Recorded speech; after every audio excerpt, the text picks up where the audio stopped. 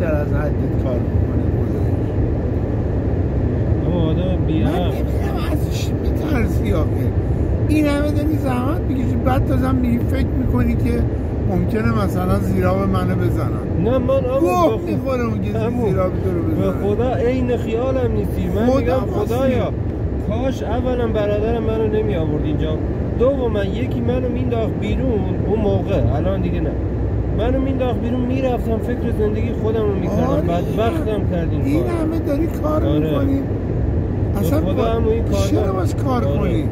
این یارو دیروز اومد غذا برد، همین یارو سامعیه آره. گوش میدی دیروز اومد غذا برد جای داداشش بود. آره جای داداشش. یعنی اصلا ربطی به هم اونجا کارت زد هم کار داداشش. اینقدر سرش خلوته داره دانشگاه هم درس میخونه. آره اون اصلا سرش خیلی خلوته میگم، اصلا تو باورت نمیشه. همه کارتو میده به من، به اون یارو حسین نجفی، برو آقا خرید کن، شماره کارت اینه. ما دیگه شماره کارت ها رو حفظ میدیم، میدونستیم کدوم کارت شمارهش چیه کدومش چیه. گوش میدی؟ اصلا بره خودش خرید کنه اینا چیه؟ میخوام بری کارگاه دیگه. آره کاش